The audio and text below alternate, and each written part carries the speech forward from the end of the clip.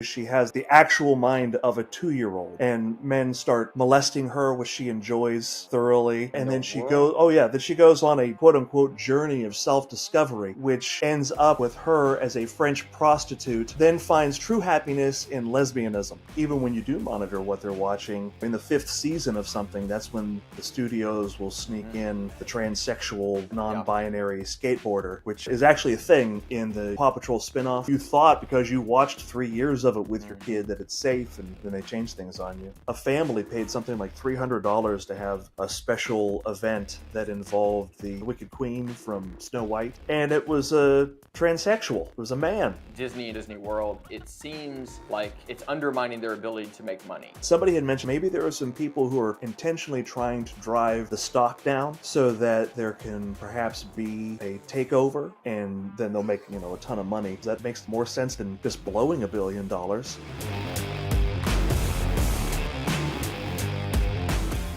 What's up, guys? Welcome back to the Defenders and Disciples podcast. Today, my guest is James Carrick from Worth It or Woke. Worth It or Woke approaches entertainment criticism through a Christian and conservative worldview. James's mission was to provide a conservative alternative to the popular yet progressively captured Rotten Tomatoes. James has a degree in theater and philosophy, and he approaches movie criticism from a philosophical foundation grounded in aesthetics and ethics. Rather than offering a binary rating system, Worth It or Woke uses a gradient scale, which they coined their Wokometer. This nuanced approach provides their members with a balanced review of movies and shows. During our conversation, James and I discussed his motivations for starting Worth It or Woke, the state of the entertainment industry, nefarious and pernicious agendas in children's entertainment, possible motives behind the woke agendas in Disney and other forms of entertainment alternatives that promote Christian, conservative, and truth-based values, and much more. And now I give you James Carrick.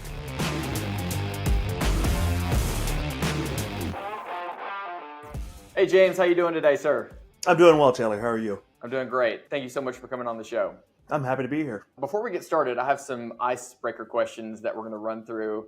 And after that, we'll talk about your company and you all's values and how you got started. So first off, What is your, do you have a favorite film or book? Well, look, there are so many great films out there and so many wonderful books. It's hard to say that I have a particular favorite. I would say it's more that as the mood strikes me, some various films that I've enjoyed throughout the years come to mind. And they might not be the most sophisticated films, but they're ones that you can watch over and over again. Right now, probably the Back to the Future trilogy stands out the most, especially the first one. It's practically a perfect screenplay. Yeah, those are really great. And I think they're remaking it or something, which it's inevitably probably not going to be as good.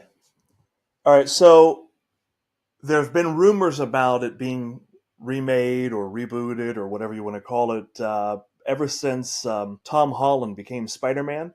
Mm-hmm.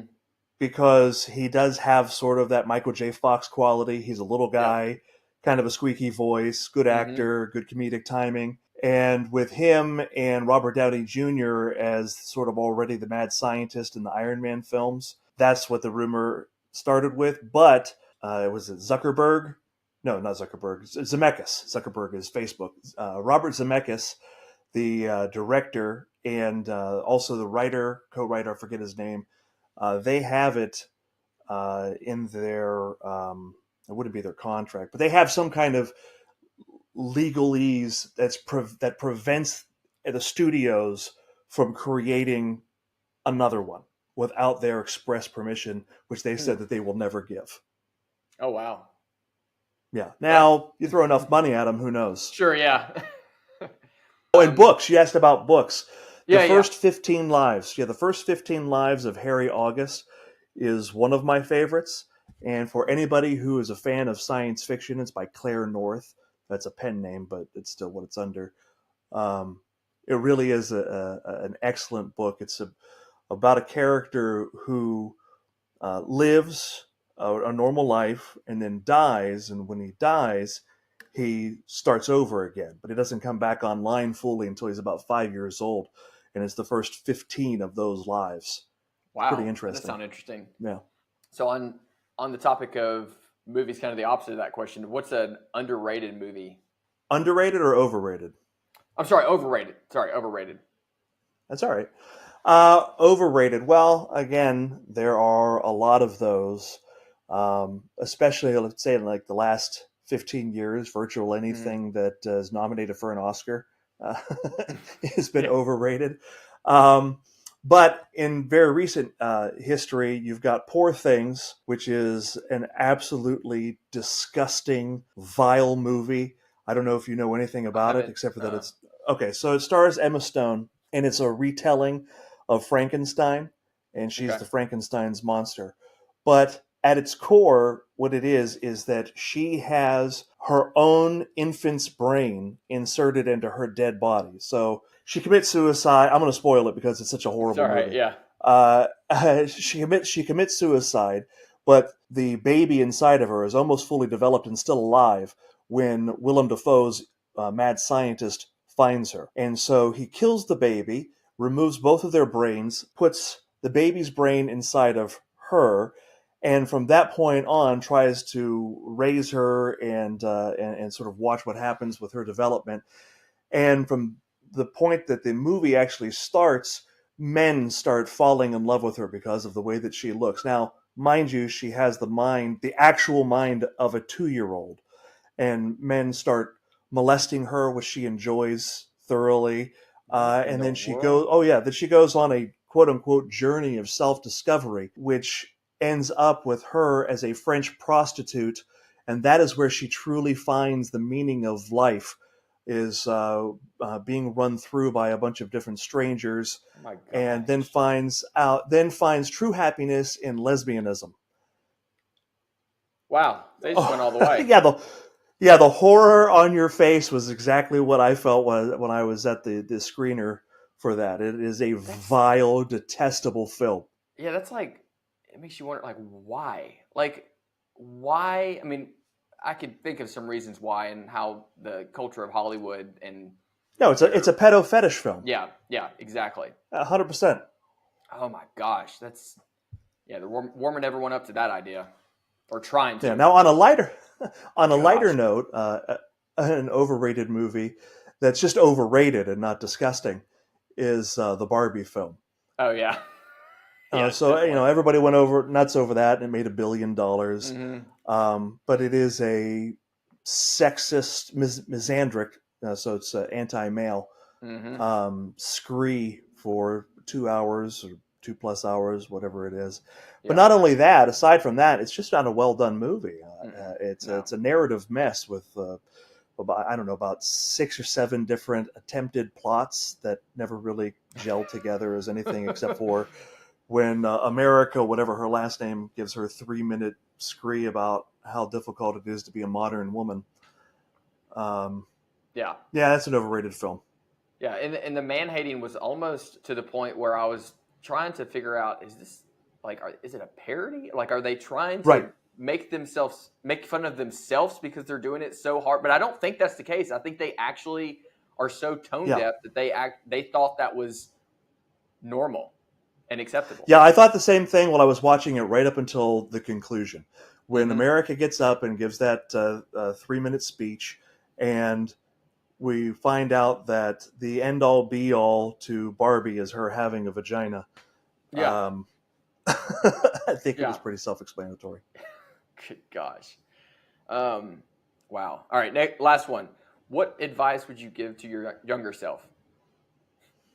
Don't watch Barbie and don't Uh, watch Poor Things. don't watch those things. Yeah, I mean, that's an always fun thought experiment. Of course, if I were to Hmm. actually do it over again, I wouldn't change anything because I have a very nice life. I have a wonderful family, a wife, 7 kids.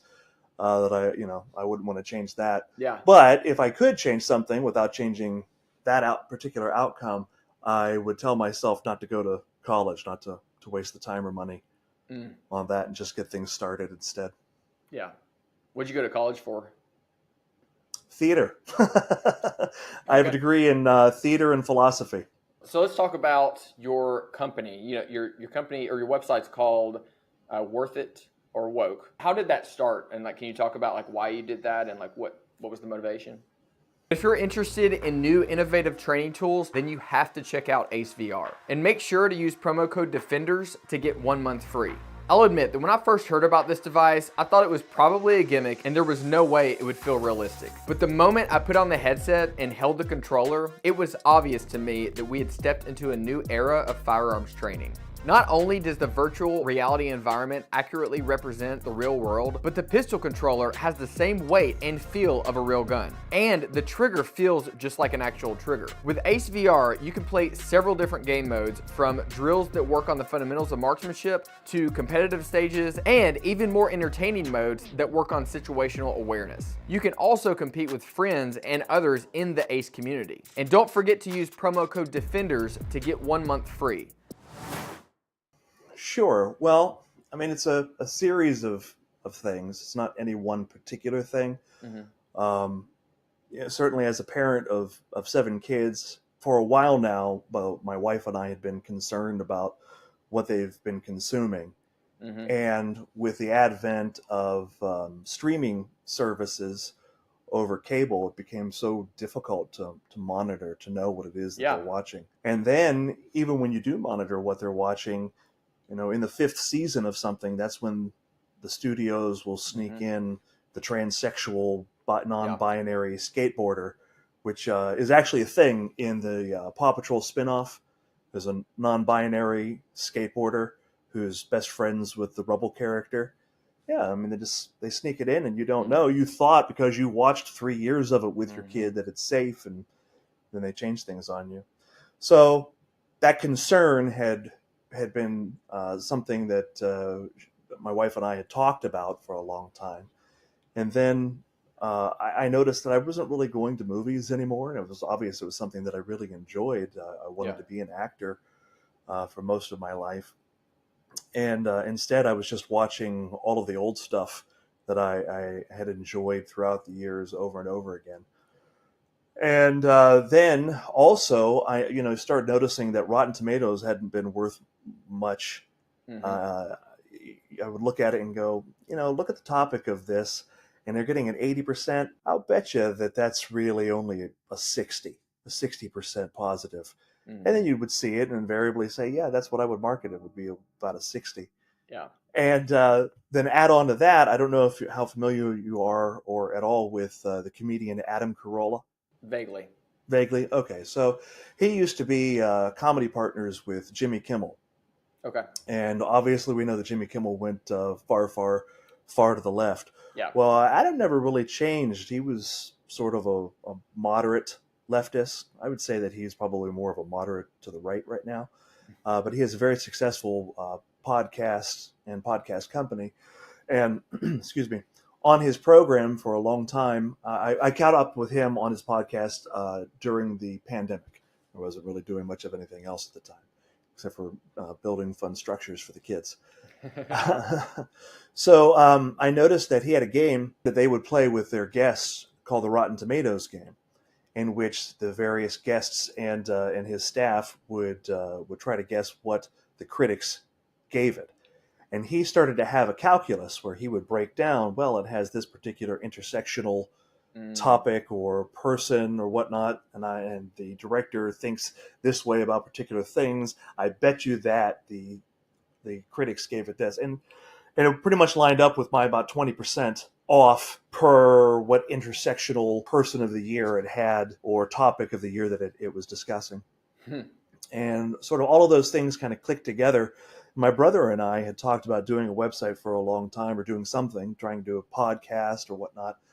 And at the time, it looked like he was going to have some free time in order to do it. And so I started everything, and he fell through, and here I am a year and a half later, working till about 3 a.m. and getting up at 6 a.m. to do my other things. Wow. Yeah, well, I found out about your website. We were watching, I think it was Roadhouse, and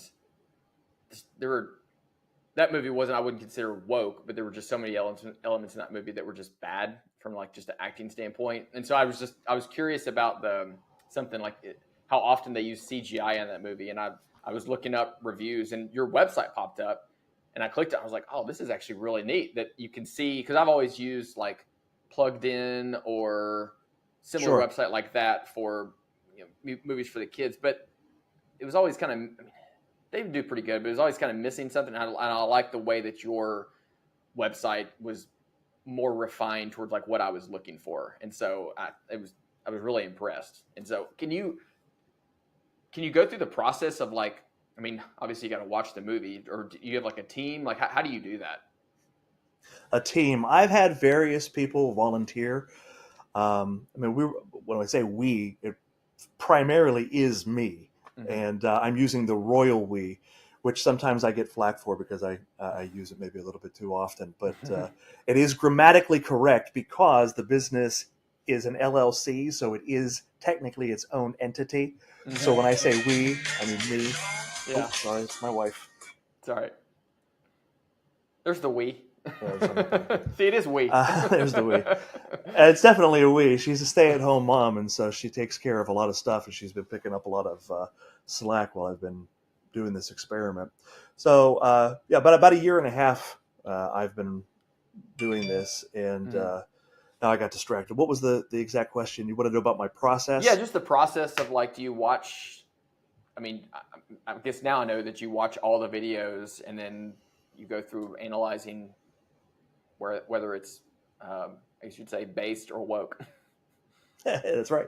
Yeah, I watch it and I take notes throughout, and I try very diligently not to miss anything as far as the woke elements are concerned, because I certainly hear about that in the comments if I if I do. I try to remind everybody who leaves the comments that the comments are open because I might miss something. So please feel free to add it. You don't have to rip me apart because I missed it. Just let me know that I missed it. I'll even if I acknowledge that I think that you're correct in something, I'll even make the notation in the review. So yeah, I do that, and then I try to score things as fairly as I can.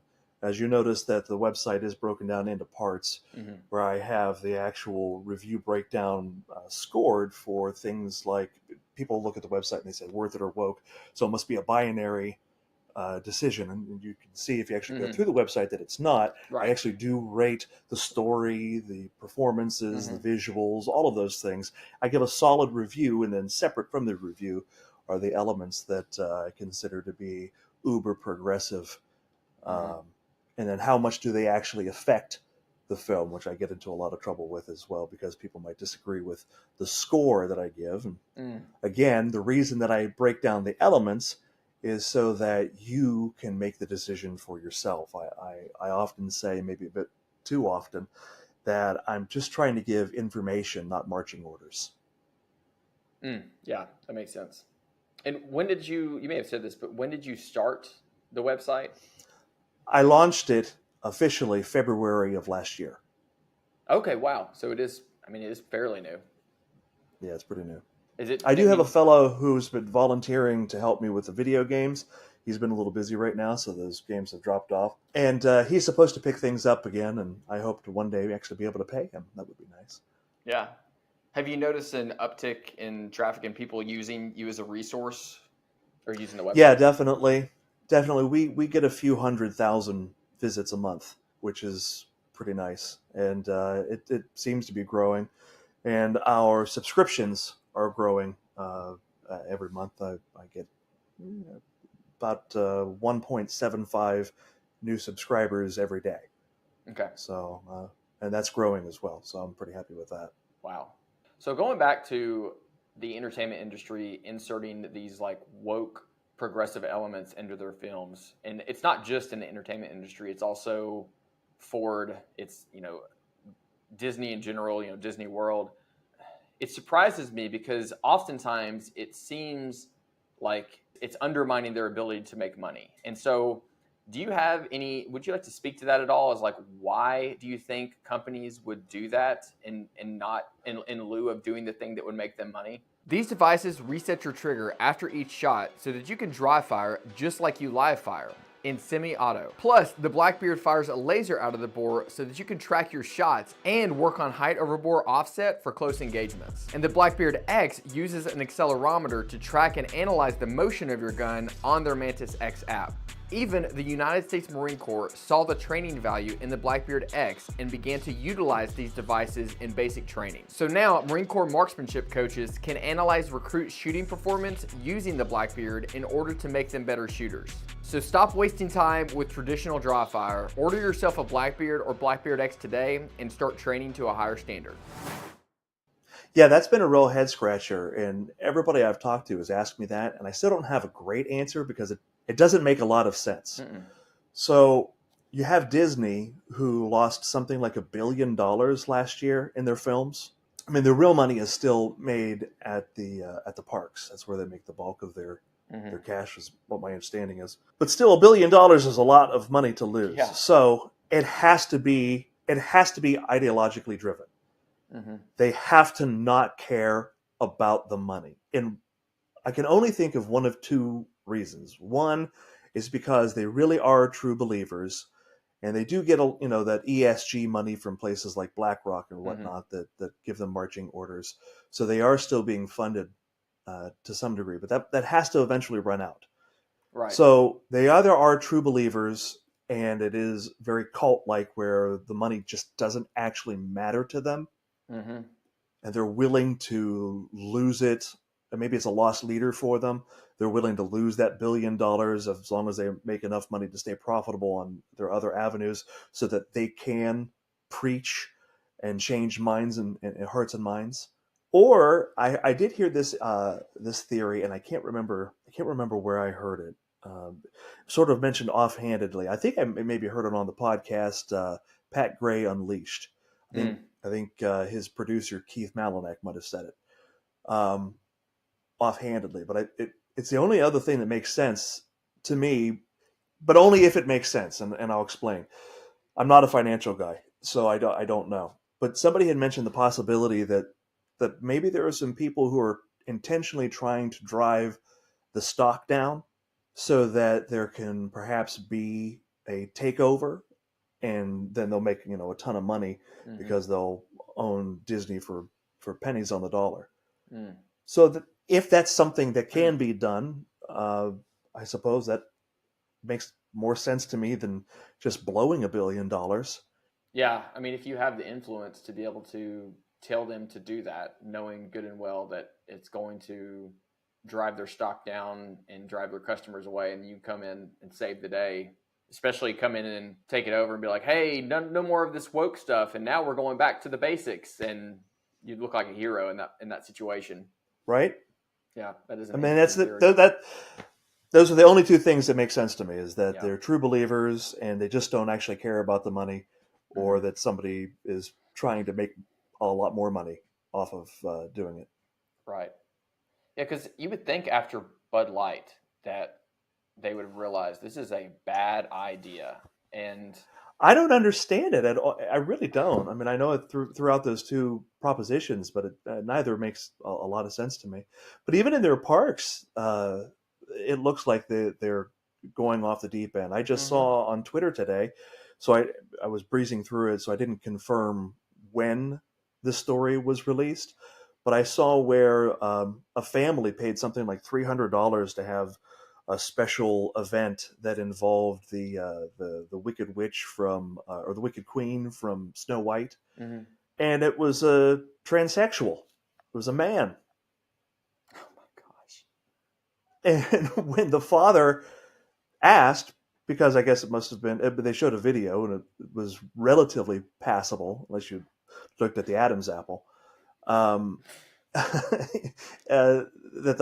the dad asked, is this a biological male? And the staff responded that they couldn't say. Wow. Yeah. If that's true, one, why aren't we hearing about it more than that? Yeah. This should be huge news. I do know that there was that they had a man as a fairy princess or a fairy godmother or something like that. They have a boutique where little girls, well, it's supposed to be little girls, can go in and get made over like princesses. and they had a mustachioed man in dressed up like a princess doing the makeovers. That's so gross. Right? I So mean, gross. if I see that, I take my daughters, and I don't know if I've dropped $10,000 on it, because that's about how much it would take my family there. Maybe we just go to another part of the park and we don't leave. Yeah. But certainly, if I could afford to just walk Oh away, my I gosh. certainly would walk away from the park, or walk away from the boutique, but walk away from the park if I could. I don't know. Mm. I don't know. I don't know how people. I wouldn't take my kids to Disney anymore, and they It's ask. Yeah, yeah, and I the other day we were having this conversation, and like I went when I was a kid, and there's a nostalgia to it, but now it's Sure. just like no, absolutely not, unless that thing we were talking about a second ago, where someone comes in and saves the day and like brings it back to its fundamental. It's not happening. I mean and that's You so can't disturbing. trust turning around the corner. No, no. Yeah, I have 5 daughters, and none of them have been to Disney, and I feel bad about it, but they seem to understand. They Hmm. seem to. I hope so, as much as they can. We send them to a private Christian school, and that helps a lot. Yeah, we recently just started homeschooling all of our kids. Well, I say homeschool, but it's online private school, and Sure, so it's for all practical purposes, it's homeschool. But you have to do it. How else can you so protect your children from what's going on out there? yes, one of the best decisions we have made, and not only that, not Yeah. only from that perspective, protecting them from that, but also just academically, it's far more rigorous than what they had in public school. And they actually went to one of the nicer public schools in our area, and I'm so glad. But yeah, going Oh back yeah. to the Yeah. Disney World thing, like something I always found odd about that the left, the progressive left, often claims that gender is a social construct, and there's it's just a social construct. But then in order to when someone is transgender, like that man, dressing up, it's like, okay, so if it's a social construct, then why do you need to follow what you were considering to be the social construct? It's such a weird cognitive dissonance that they have when they try to rationalize all of it. Yes. How can you dress up like a feeling? That's a good way to put it. Yeah. What does that Yeah. even mean? Mm-hmm. Have you watched Matt Walsh's "What Is a Woman"? Yes. Fantastic. That's great. I mean, and what a simple and wonderful way to just cut to the chase. And Mm-hmm. every time they start, and you'll see in those interviews and any subsequent interviews that he's had, where people uh, start to answer his question, it's always a circular argument. Well, a woman is what a woman feels like. Well, but what do they feel like? They feel like a woman. But what is that? Whatever they feel like. But what do they Yeah. feel like? We feel like a woman. But what is that? Mm-hmm. Yeah. No, it's Yeah. brilliant. Brilliant. I mean, as simple as the question is, and that question alone is almost like a litmus test. If you ask someone that question and they have a hard time answering, it's like I basically just shortcutted your values. Yeah, there's been a lot of that. So I've been really trying to work on my Twitter account more than anything as far as Mm-hmm. social media is concerned. And the moment that you see pronouns in somebody's bio, you just dismiss everything that they think, say, or do. Yeah. Yeah. Or you see that in like an email or something. I just think to myself, like, really? Do We're you done. think that the most people that see your email are going to see that and be like, oh my gosh, I respect this person now that they've shown me their pronouns? It's, Glad to know. Boy, yeah. what would I have done had I Yeah. not known how to refer to you Yeah. when you're not around? When you're not Exactly. around. Yeah. Because I And don't know, Taylor, during this conversation, have we used a pronoun? Have I said, other than you, the actual I don't think gender so. neutral I don't pronouns? think Yeah. so. Why would I call you him when I'm talking to you? Or they. Yeah, but it's very important. It's very important that I know when you're not around how I should refer to you based on your feelings. Yeah. Well, and this is coming from someone, my name, Taylor, obviously, that is a name that girls have, women have. But I don't feel the need to be like, oh, I need to make sure this person knows my pronouns, because if they don't, then my whole sense of self-worth and identity is going to come crumbling down. Well, that's another thing is that, you have these politicians, especially dementia-ridden Joe Biden, constantly reminding us that these people are the bravest, most courageous people on the face of the planet. Mm-hmm. Yet, referring to them by the quote unquote wrong pronoun is enough to send them into a death spiral, a literal Mm-hmm. death spiral. It's genocide. Sends them, I mean, how many videos do you see of them bawling that somebody referred to them the quote unquote wrong way? But they're the bravest and most courageous among us. Absolutely. Well, and I had a situation when I was a police officer where I went to a call. There was a suicide call, and I get there. I was the first one on scene. Ambulance. No one's gotten there yet. And I walk in the front door, and there's a girl there. She's the one that had like cut herself, or I guess she like cut her thighs or something. She's a cutter. It was a really sad situation. Well, then the fire and EMS show up, so I let them talk to her to see if she took any pills or anything, and I went to go talk to her roommates.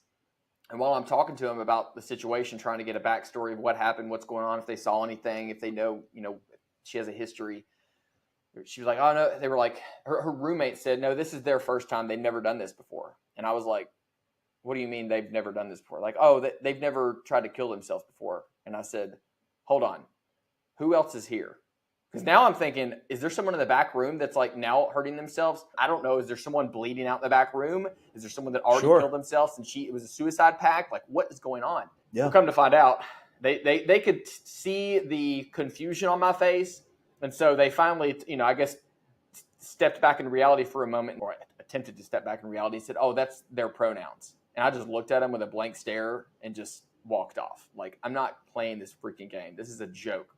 You have now This is broken a down life reality. and death situation Exactly. for somebody. Exactly. I mean, I imagine firefighters show up to a scene with there's fire and they get someone out. It's like, is that the only person inside? Oh no, it's just them. They were the only people inside. Like, wait, hold on. Who else is inside? And seconds matter. Mm-hmm. Yeah. Yeah. There's and it's so sad because the suicide ideation is so high right now for our young people, and it seems to be climbing commensurate to the number of people who are now identifying as something other than just male or female. Mm-hmm. And we're not doing we're not we're not doing anybody any favors by giving into their delusions and feeding their delusions and their mental illness. Yeah. It doesn't do anybody any favors, and it's so sad. There's so many kids. I mean, my kids go to a conservative Christian private school, and there was a young lady there who thought that she was non-binary, and the school didn't allow her to use different pronouns than what are actually correct, or to dress in they have a school uniform and whatnot. But it's still something that was known. And the school did a good job dealing with it. But it's no one's doing her any favors by pretending along with her. It's very sad. I think it was Jonathan Haidt I think he was on Joe Rogan talking about his new book, and he was discussing how social media, how much of a harm that's been on the teens' mental state and their mental health.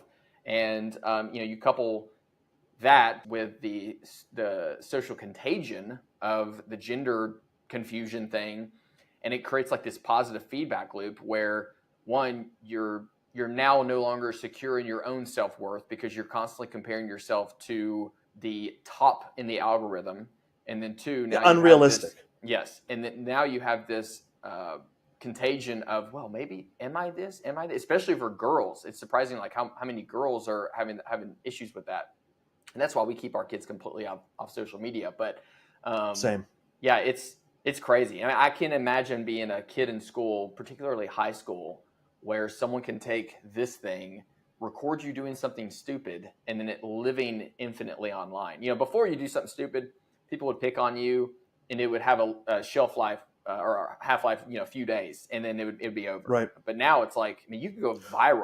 Or the worst case scenario. Worst case scenario, it stuck with you all through school, and then you graduated, and then it's gone. It's gone. It's gone. So you had to deal with it for 8 years, and it's gone. Yeah.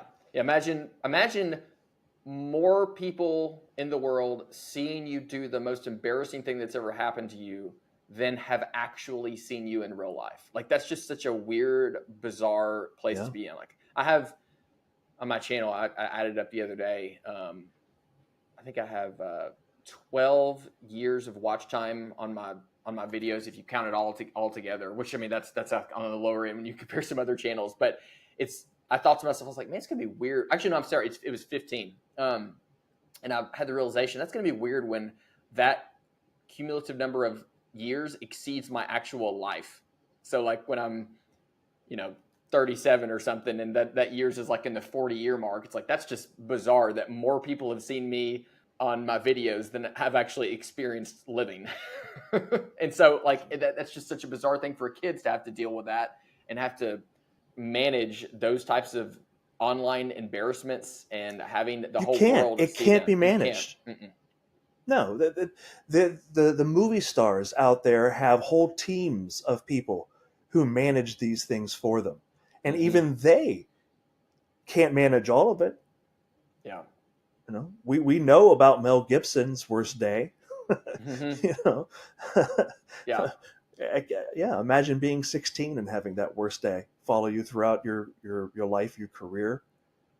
It's awful. You know, combine that with the fact that there's no more sense of community uh, in our Mm-hmm. society. I mean, church isn't a community for many people. We have a pretty good church family, and so that's helpful for us. But we also have enough of us that we have our own our own little community as well. I mean, the kids Mm-hmm. are all old enough to play with one another. That makes a big difference. But we don't even have communal experiences when it comes to something simple like television. I remember growing up, Saturday Night Live was a big deal. Of course, I grew Mm-hmm. up with the best years with the Dana Carvey and Phil Hartman and all those years.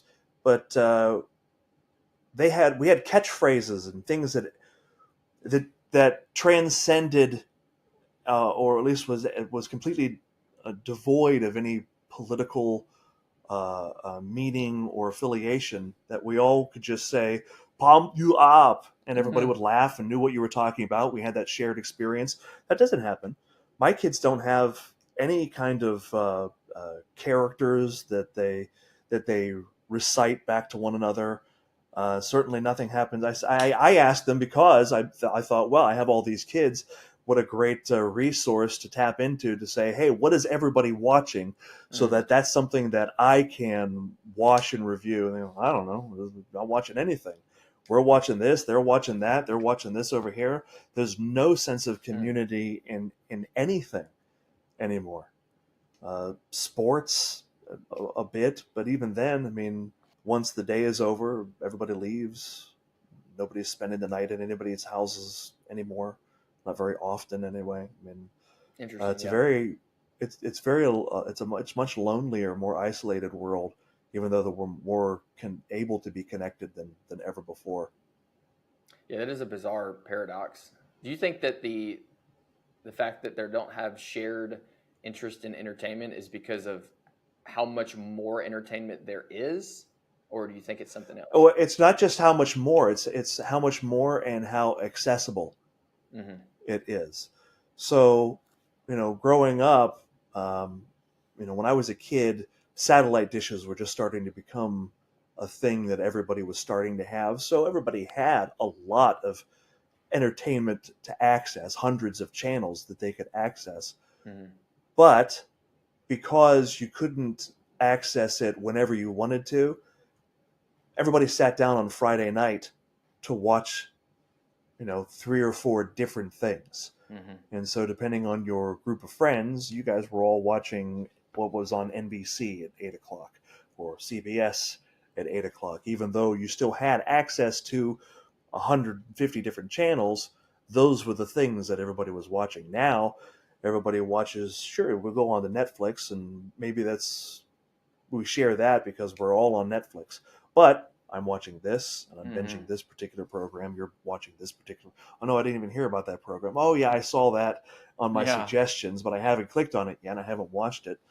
And there's no sense of anticipation Mm-hmm. of sitting down at the same time, knowing my buddy is over there watching it. Heck, we used to go on the phone with one another as we were watching something so that we could laugh or comment on it as it was happening. we people have tried to recapture that with watch parties on social media, but it's still No. not the overall communal experience that it used to be.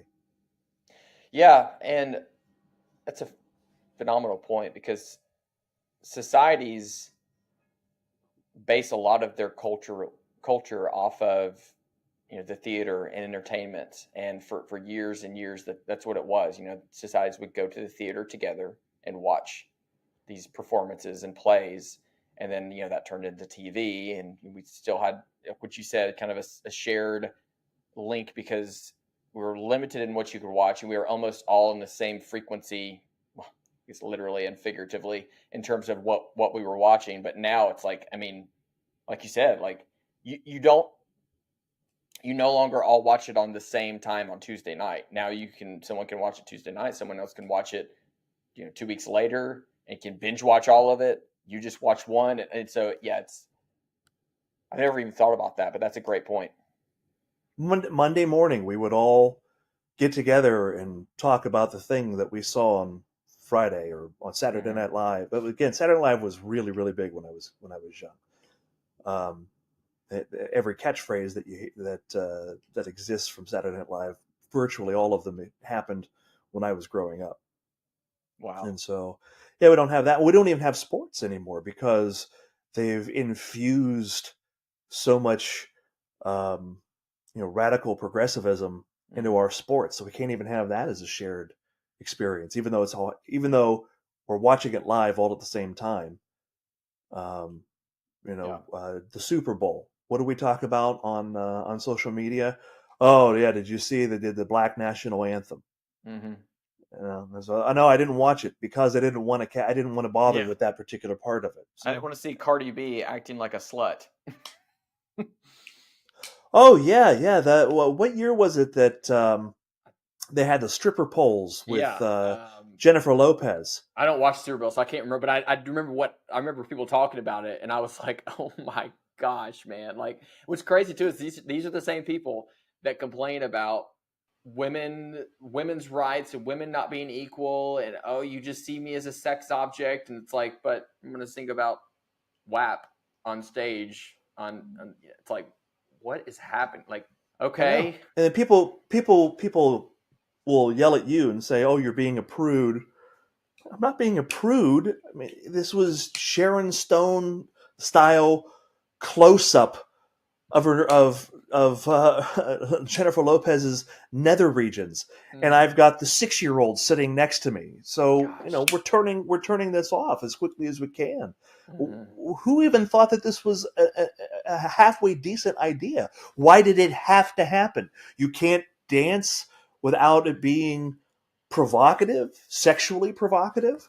That can't happen anymore. Well, no, it Yeah, can't. I was in my real life, I DJ things, and I just did I mostly do weddings, but I did a college event the other day, and the music that they wanted to listen to, it is absolutely X-rated. oh yeah, I bet. Uh, More so than even because again, I mostly do weddings, and I have a thing in my contract where if there's anybody who's 15 or younger in a wedding, don't bother asking for this particular type of music because Mm-hmm. it will not be played. I don't care if they're your child, it won't be played. And I go over that with my clients ahead of time, and Good. everybody's I've never had a problem with that.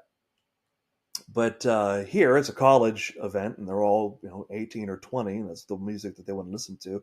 So I'm going to accommodate them, but it's disgusting. It's actually disgusting music. We had some suggestive stuff, but it wasn't like this. Mm-hmm.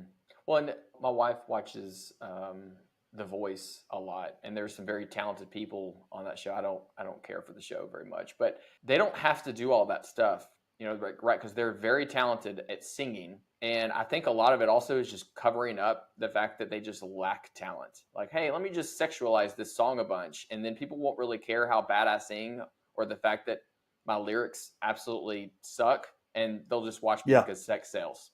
yeah.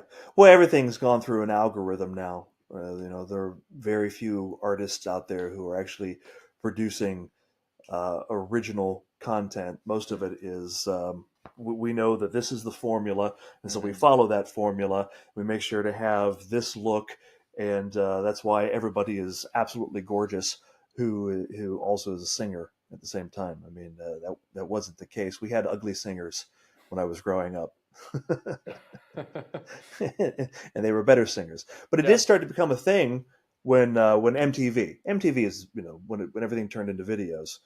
When that started to be a thing, people had to start being beautiful. Wasn't it? I think it was Blues Traveler, if I'm not mistaken, that one of their music videos was Blues Traveler, who they're not particularly attractive guys, Mm-hmm. and they're behind the scenes singing as a good-looking band is lip syncing to what it is that they're singing. That was their video. And I don't know if you're old enough to remember Milli Vanilli. I I don't think so. It sounds All familiar, right, but Milli I'm not. Vanilli. They were a duo, and they both looked like underwear models, and they had two incredibly popular songs. And right up until it came out that they were not singing at all, they were just lip syncing to somebody else, and it was a huge scandal at the time. Wow. So there were hints of that coming along when I was growing up, but certainly when my parents were growing up, there was some. On it, look, Mick Jagger, he's hideous, or Steven Tyler from Aerosmith. I mean, just the kind of person you look away from if you're walking and walking past them in the street. That doesn't happen anymore. Yeah.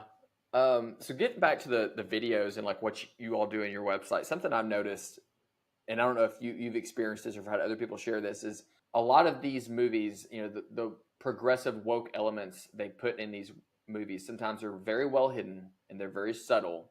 Well, sometimes they're not at all, but I've noticed what it causes sometimes is me to wonder, like if I see something and I'm like, was that there for a reason, or was that A, a like, thousand percent. yeah? A How thousand do you percent. deal with that, or how can you? Because I'm sure other people deal with it too, because it happens so often, and you're left not being able to enjoy the movie because you're like thinking to yourself, like, are they just trying to put this in here, and now I'm thinking about this and not thinking about the plot of the movie? Yeah. Well, from a practical application, I still try to take note of it and make Mm-hmm. note of it on the website, but I will put in there. I can't tell. I said this. There. If you go through various reviews, you'll see where I write down, look, this happens in the movie, and I'm putting it under here as a woke element, but I honestly can't tell Mm-hmm. if this is meant to be taken in the spirit that it was given, or if the spirit that it was given was this is actually ultra radical progressivism. So it definitely does happen. But I tell you where the the most irritating instance of it, and I think probably maybe even the most damaging um, instance of what you're talking about is in the DEI casting Mm-hmm. of various people.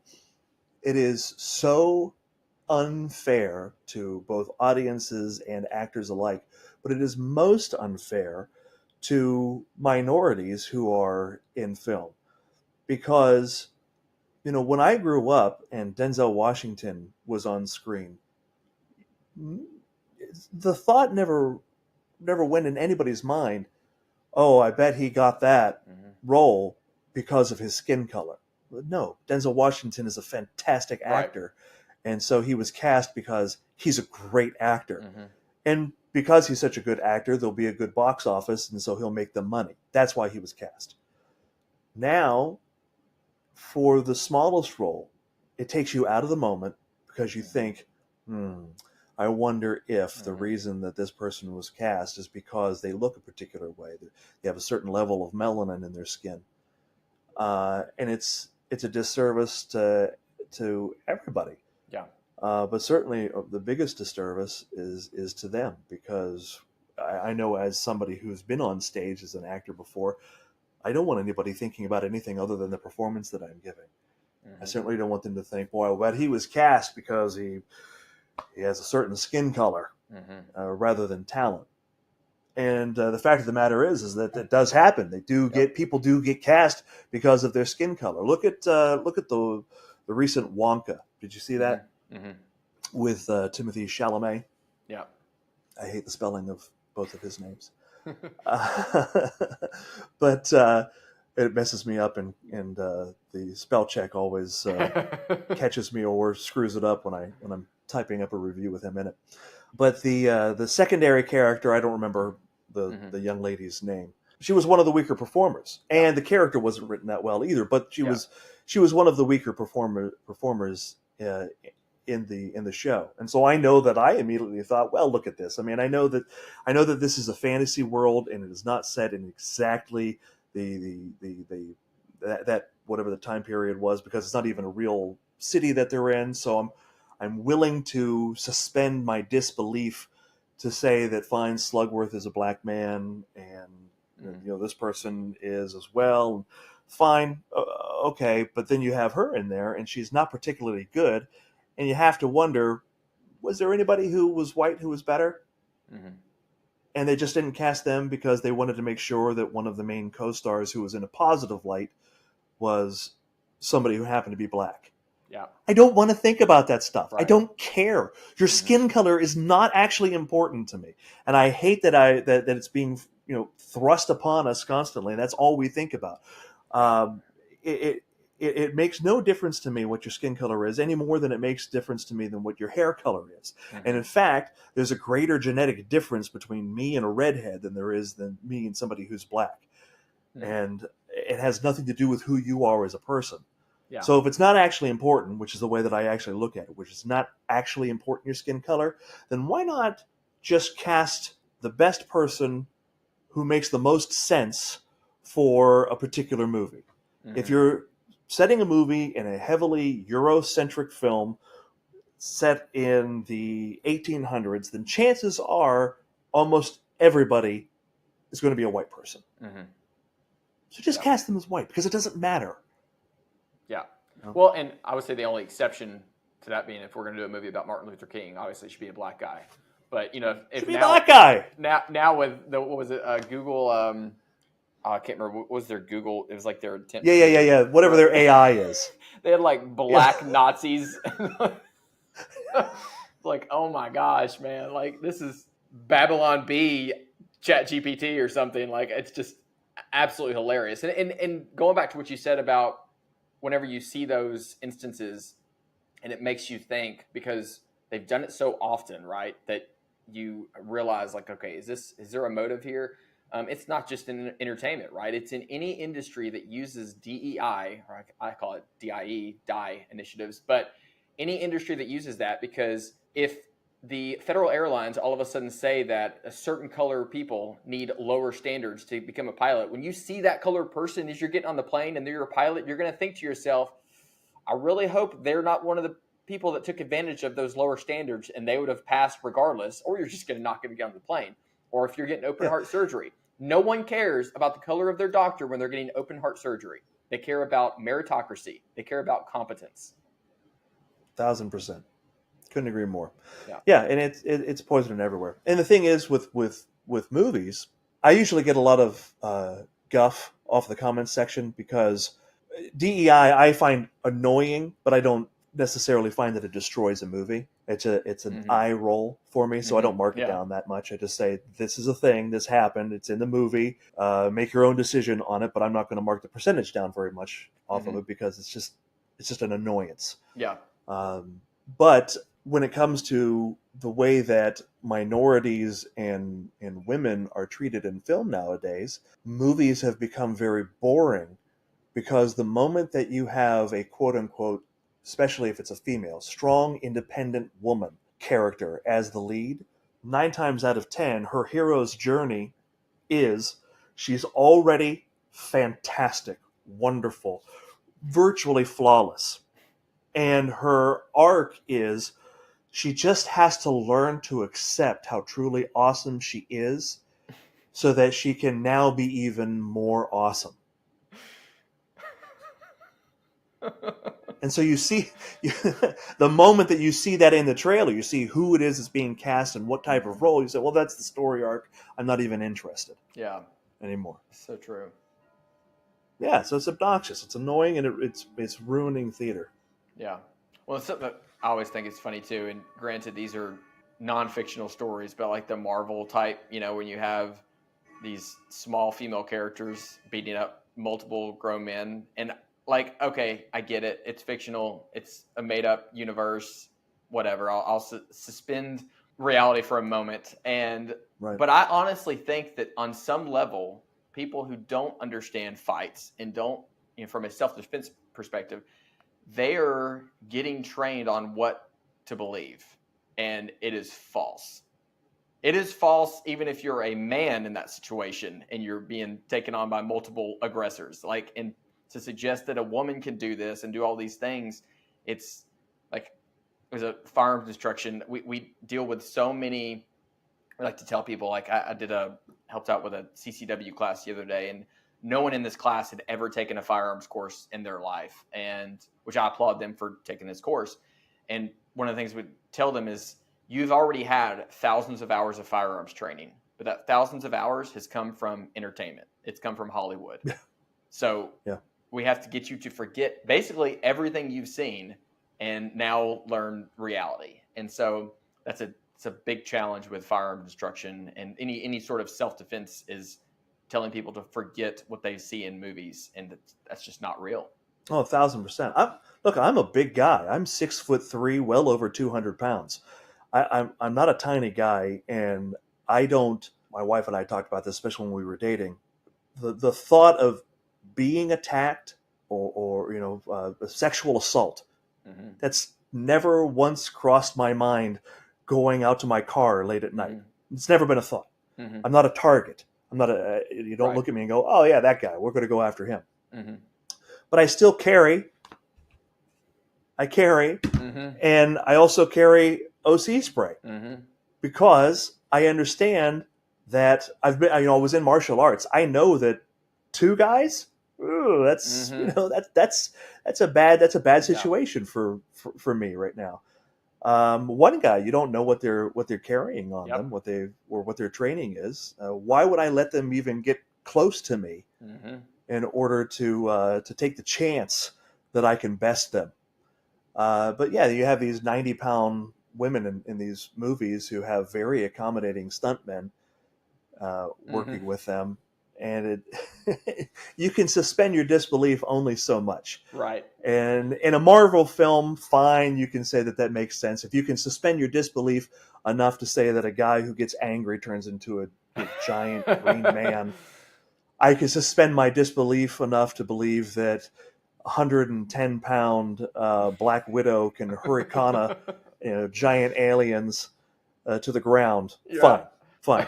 But in every movie, I think it was. Are you familiar with the Critical Drinker? Uh-uh. Okay, so he has a very successful YouTube channel. I think he just passed 2 million subscribers just Wow. the other day. So Okay. yeah, he's the big deal. The Critical Drinker. He's another impetus for what I did. I make sure to try to get my reviews out before his, so that there's no question whether or not. And I always feel bad. I always feel bad on the rare occasions that he gets his out before me, because Yeah. video takes longer, so I have a little bit of leeway there, because he and I do actually line up on a lot of different things.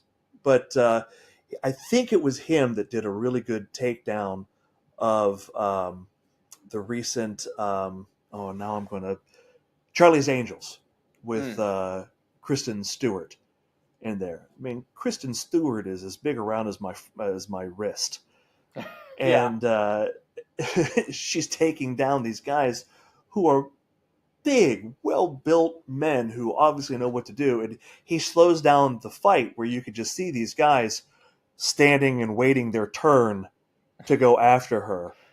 And as she's landing these punches that don't even look like good punches, Mm-hmm. that are knocking guys head over heels over top of things, and it's supposed, I don't know. I can suspend my disbelief so much, but I do have my limits, and that's one of them. I do often write about the girl bosses taking out these giant guys. In fact, there's a Fallout series. If you're familiar with Fallout, the video game series. Yeah, we started watching. I think we watched like 2 episodes, and I never played the game, but it kept popping up on my. What is it on Prime? Whatever it's on, it kept popping up. I was like, okay, I'll check it out, and it's Yes, I think it is. So I think it's a lot of fun, even though it does have its issues. For instance, that non-binary character that pops up twice. There's a lot of She's there's a lot of stories. Like I feel like the first episode was like all these people being introduced, and I was just having a hard time keeping track of like where these people are in the storyline, yeah and where they're going to come in. yeah. There's definitely a lot there, but it's a fun Mm-hmm. series. It has its issues, but one of the things that it gets right is that the main character, who is a woman, Mm-hmm. even though she does persevere throughout, she doesn't do it by being able to bench press men 3 times her size. Mm-hmm. She gets her rear end handed to her regularly, and she comes out on top mostly through a little bit of luck and situational awareness, and Mm-hmm. being able to say, okay, if I get this force multiplier and I use it and I take advantage of this particular distraction, that's how I come out on top. Yeah. And so they do that well, and it's a fun, enjoyable movie. She's a good character. She's a strong female character, and everybody can enjoy it Mm-hmm. for what it is. And I'm not distracted every time she's choke slamming a 7 foot tall guy.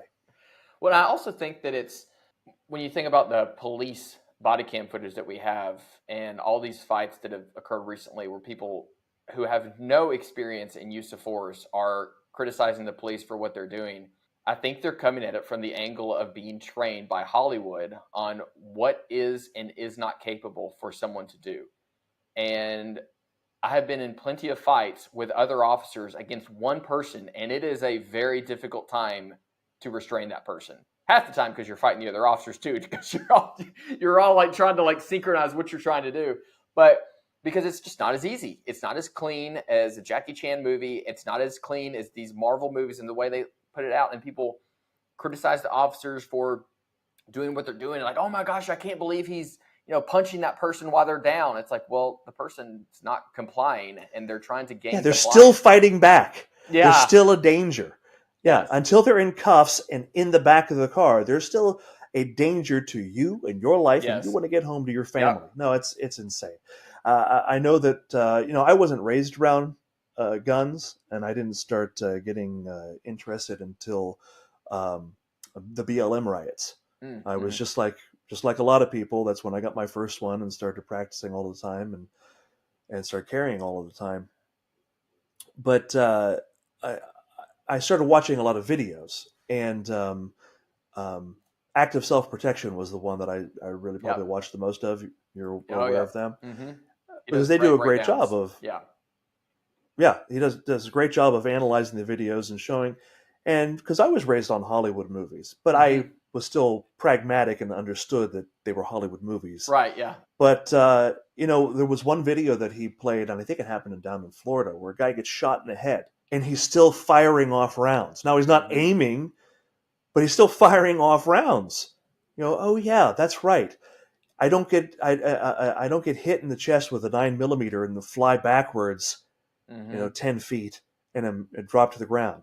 And so when these people say, "Why don't you shoot them in the legs?" Well, because they continue to fire. They continue to run for a while until they Mm-hmm. bleed out. Yeah. Adrenaline is a wonderful drug, and you have copious amounts of it available to you at any given time. And the unreality is not doing anybody any favors. I know that, and maybe it says a lot about me that on my Twitter feed, or X. Sorry, I keep calling it Twitter, but it's X now. And you can follow me at Worth It or Woke. Uh, but I know that on my feed, I get a lot of videos of young ladies who have been watching these movies, and they are finding out. They're effing around and finding out that Mm-hmm. it's not the way that real life is, and it's Yeah. sad because these women are I mean, the guys are not right. I don't get me wrong. Whoever is Mm-hmm. watching this, I am not defending the guys who plow these women in the face. I'm only saying that there are guys who don't have a Mm-hmm. problem hitting women in the face, Yep. and you don't know who they are. And just because you think that you can get away with talking any way that you want to with these guys because you've been raised up to be told this way, either through social media or through actual Mm-hmm. media, the reality is that a guy even your own size is about twice as strong as you, Yep. and getting hit in the face hurts a lot, and they might not even stop at that. So Mm-hmm. you No, should it's you should understand those things. it's so true, and a lot of people have this sentiment that it's sad. They're like, oh, it's sad that we have to be prepared for these incidents, these active shooter incidents, or it's sad that some people feel that they need to carry a gun. It's like, no, it's not sad. It's just, it is what it is. Like this reality that some people are used to about being protected and not having to defend yourself, that is abnormal. What is normal is the jungle. What is normal is having to protect yourself from violence. And it's not paranoia to be prepared to protect yourself. It's just acknowledging reality and accepting that you are your own first responder if something were to happen. You were the first Right. person on scene by default. And I'm so glad also that you mentioned pepper spray, because I know a lot of people that don't put a lot of stock in pepper spray, and they think that, oh, well, that's just if you don't have a gun. It's like, no, that is a level along the continuum of force, right? You have in law enforcement, now they kind of got away from the phrase continuum of force, but it's officer's presence is like the lowest level. And then you have your voice, and obviously like how you use that voice is a little bit more use of force. And then you have the different gradients along the way up to deadly force. And it's always good to have those things before deadly force, because it can prevent you from having to go to deadly force or to be able to gain compliance sooner. And if you have to get, like there was this situation, the Apple River stabbing incident. Are you familiar with that? There was a guy No. that was on the, I guess it's Apple River, and he was, I guess like on a raft, just floating down the river, and there were these drunk high school teens that were partying. And I don't know exactly what led up to it. Apparently they were shouting at him, yelling at, calling him a pedophile and a bunch of stuff. And then they started to attack him and push him in, and it was like multiple teenagers. Oh, yeah.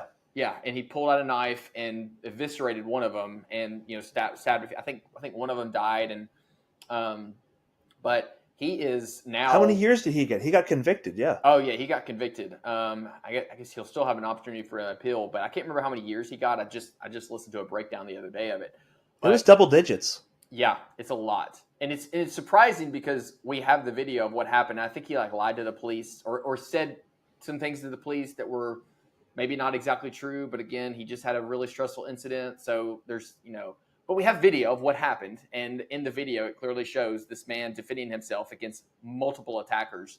But a lot of people just don't seem to understand the complexities of what are involved with deadly force. We talked about the fact of the disparity of force with women and even men, in those types of situations.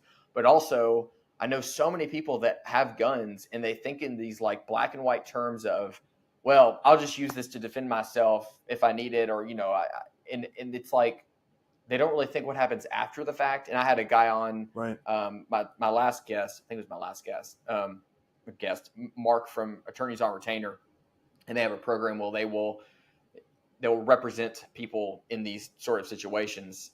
But most people have not thought beyond the hypothetical bump in the middle of the night. You see something, you shoot at it, or someone, comes at them with a knife. They don't think about the complexities and like how nuanced it is, or take like force on force training where you have, paint marking rounds and you actually shoot someone else in a safe environment. But it's way more complex. And I just go back to the movies and how movies have trained people, in John Wick or whatever the case, Jason Bourne, and how a fight's actually going to go down. And it's like, it's nothing like that. It's not as sexy as that. It's not as, you don't look as much like a hero as those people do in those movies. And it's just, Well, then there's the after the fact. So I look at OC spray as much as protecting me at the moment as it is after the moment. Yep. Because I try to think on the terms of a lawyer. If I was a dirtbag lawyer and all I wanted to do was make sure that you got thrown down the river, what am I going to use against you to do that? And so I need as much protection from them in today's society as I do from that attacker at that moment. And Absolutely. so, maybe I'll get convicted of assault. Well, that's a whole lot better than getting convicted of murder. because they came at me with their bare hands instead of with a knife or a gun. Mm-hmm. And because I am a big guy, where did I get off feeling that threatened by Mm-hmm. this person? That's what they're going to use Yep. against me. Absolutely. So I think it's the guy from Asp who says you need something between an angry word and a Yep. bullet, Yep. That's and it. that is precisely the philosophy that I have adopted for myself. Mm-hmm. Yeah. It's not the Dirty Harry days where you can just, solve something with a gun and then, all right, let's go on to the next scene. Like, it's like that's going to Yeah, right. happen. And then the police are going to show up and you're possibly going to be a suspect and you're Yeah, possibly yeah. going to get arrested and detained and having to know like what happens after that. But it's, it's unfortunate that no one thinks beyond that point. And it was nice to see you show pepper spray as an option because that shows that you take it very seriously and it's not just Oh, this yeah. like theoretical thing that some people have like, oh well, yeah, I have my gun, or even worse, they're like, oh, I have my gun and it's in my truck. It's like, oh, okay, well, that's where it's going to be when you get assaulted too, is in your truck. Yeah, absolutely. If you ever find yourself in a situation where you have to use deadly force to defend yourself or to defend someone else, then you're going to want a good legal team defending you after the fact. And that's why I trust attorneys on retainer. And if you want to see how AOR compares to those other CCW insurance providers, then scan this QR code or check out my affiliate link in the description. They have individual and family plans so that you will be legally protected should you ever need to protect your life or someone else's life. And don't forget to use promo code DAD to save $25 on your initial sign up. So, going back to the movies again, is there anything else you want to talk about on that? Like, do you think it's getting worse, or do you think that the whole go woke, go broke thing is true and people are realizing it at all, or do you think it's just continuing to devolve further and further? And which, because you see so many more movies than I do, and you're more Yeah. sensitive to those elements. So I'm just really curious what your opinions would be on that. Yeah, I don't think that it's getting any better, but I'm not sure if it's getting any worse. It's hard to say Yeah. because you look at shows like Fallout. I'm going to use that Mm-hmm. one as an example. For the most part, it really doesn't have any wokeness in it. I mean, it has a couple things here and there, but the things that it does have, this non-binary character, and it's a non-binary character that just doesn't fit in with the world at all. In post-apocalypse, there are no non-binary people. Right. Right. It doesn't. There's no Yeah. patience. There's no time, There are far and more it's important just not going. things. Yeah, and you're not going to find your your hormone blockers Right. or your testosterone shots that are going to give her, in this case, that trash stash. It's not going to happen. All right. Oh, that was you're talking about the one in that like military unit thing. Yes. The Yes. yeah. Okay. Yeah. Right Yes. when that They happened. are. Yeah. Yeah. They're religious fanatic warriors Right. who are going to tolerate this non-binary woman in their barracks, and they're just Yeah. going to treat her just normal, just fine. Mhm. Now, the opening scene for that particular character arc had a relatively large guy getting his ass handed to him. Mhm. She's standing off to the side, and everybody's fine with her. Not going to happen. Right. That's not her role in the New World Order. But she's in there very briefly, and they even say they them. They call her a they them in the show. That is very annoying, but it's one small part in 8 episodes. But it's still there. Why did they do it? They did it intentionally. The writers did it because they wanted to make sure that they got their pat on the back. They got invited to the right cocktail parties. I call it cocktail party wokeness because it's just enough for the side character that doesn't really have anything to do with anything, where they could say, look at our virtue. We have signaled it thoroughly. What have you done? Invite us to the right parties. Yeah, we have atoned for our sins in the religion of wokeness. Yeah, it's awful. So I don't know that it's so hard to gauge whether or not it's getting better or worse. I think that there may be some studios that are getting better. What is getting better is that we have better alternatives now than we used to. Angel Studios, is going to be is going to hopefully continue to be a really good source of things. I actually have a screener for Sight that's getting ready to come out that I've been sitting on. I've just been too busy with stuff. I'm hoping to sit down and watch it tonight. I really don't know anything about it except for that it's from them and that's what it's called. But they did Cabrini. Did you see that? Mm-mm. Okay, Cabrini is the real life story about Saint Cabrini. I know I'm Protestant. I'm not Catholic, but still, she's the first American saint, Okay. and it's all about her early works in the U.S. and how that came to be. And it's a Cabrini or Caprini? with a B as in boy, Gotcha. Cabrini. Yeah, just go. You know what? Go to worthitourwoke.com and it'll be on there. Link in the description. Yeah, yeah. Just when you go to reviews, click on the Angel Studios, and that'll pop up on there. But they did Sound of Freedom. Mm-hmm. Did you? I'm sure you saw that. Yes. I have not seen it, but I need to see it. We have we have to stop talking now. Can't believe you haven't seen that. Well, I'll see you later. Interview's over, guys. Excuse me. So they've done that. They've done a few other things that haven't been necessarily quite on par with those, but those two particular films, those are on the same level of production quality, performances, writing as anything else that other mainstream studios are putting out there. And then there are also the folks who did Jesus Revolution last year. Last year? Yeah, last year. Pretty sure it was last year. Well, starring Kelsey Grammer. And even though that is an overtly out of the two, that's an overtly Christian film. It's still a very well done film. Still not quite as good as Cabrini or Sound of Freedom. Not that same level of quality, but pretty darn close. And so we have that going out. Then you have the Daily Wire and what they're doing for children's programming right now, and they're also they're dabbling with some other more adult level entertainment as well. But Bentkey, if you don't already have a Daily Wire subscription, it's worth it if for no other reason than you get access to their Bentkey app, which is all 100% safe, non-woke children's programming. And it's good. It's high quality stuff. It's just as good as the stuff that they're watching from the Yeah, I've never checked it out, but sources. That's really great to hear that it is good because I've never checked it out, but I've seen it on there. Well, I mean, it's such a relief to be able to know, hey kids, what are you watching? Bentkey. Okay, I don't have to worry about it. Yeah. I actually can use the TV as a babysitter right now so that I can get something else done. So those are excellent alternatives.